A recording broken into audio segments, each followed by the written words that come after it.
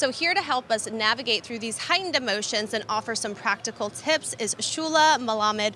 She is a senior mental health coach at Headspace. Shula, thank you so much for joining us. Thank you so much for having me. Now, I do want to say election cycles, they're stressful in general. We're dealing with a lot of stress in life as we know it. But a lot of the time, many people don't even know that they are under stress.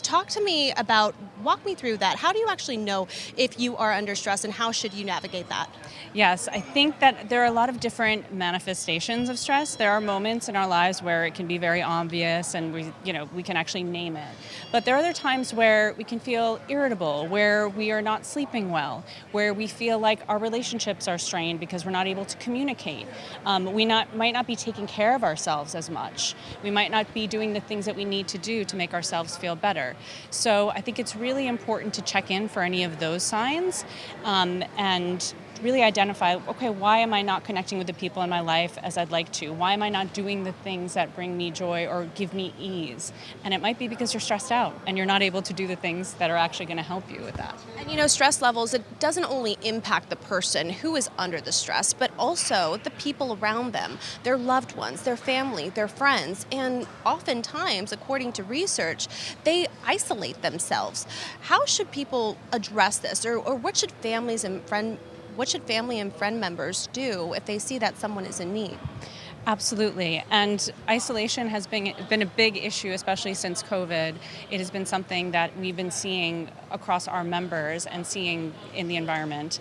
And isolation can feel like protection and self-protection when one person is feeling stressed out, when one is feeling like they don't know how to handle their emotions. And the antidote to that could actually be connection.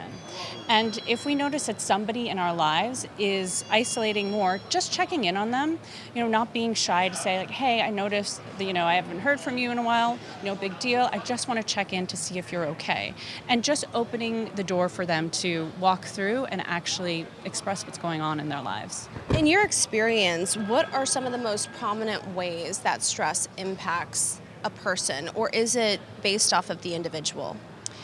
It's really based on, there are universal experiences. I think being cranky and taking things out on your partner could be something that can come out. I think it depends on who you're really talking to. I think not performing at work in the way that you'd like to, not sleeping, and not caring for yourself. I think self-care really goes out the window when one is stressed out, and that's why self-care is actually the antidote to it.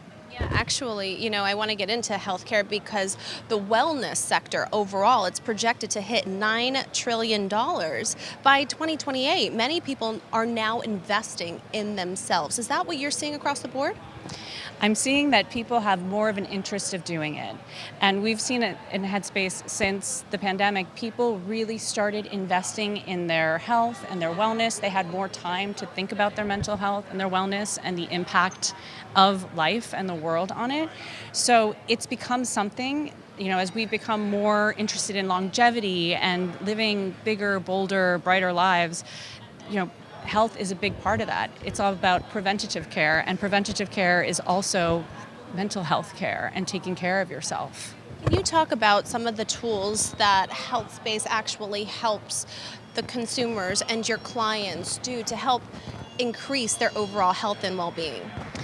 Well, specifically right now, during this election season, we've had the Politics Without Panic collection, and that has been really supportive for our members who are having election-specific anxiety, and we've had a lot of great meditations and podcasts and exercises for people to dig into to really care for themselves, to normalize some of the experiences that we've been having, to encourage us to, get off social media, get off the news sometimes, take care of yourself. So we have great tools like that. And sometimes people don't know where to start with meditation. People don't know where to start with self-care and how to think about things differently. And we have a lot of resources to help people when they're feeling overwhelmed, help people feeling better when they can't sleep, helping people feel better when they're going through experiences like political anxiety or fertility issues and so many other things. So it's really about giving people the resources and letting them know where they can start with it. What's your favorite thing to do to manage your stress?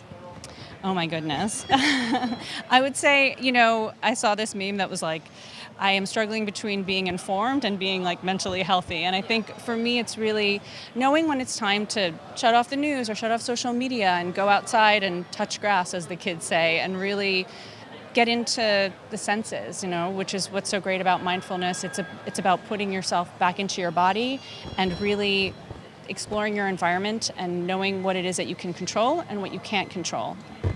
I love that. Well, thank you so much. I'm sure that this segment will help many people who are watching today's show. Thank you so much, Shuma. Thank you so much for having me. It's a pleasure. Great day.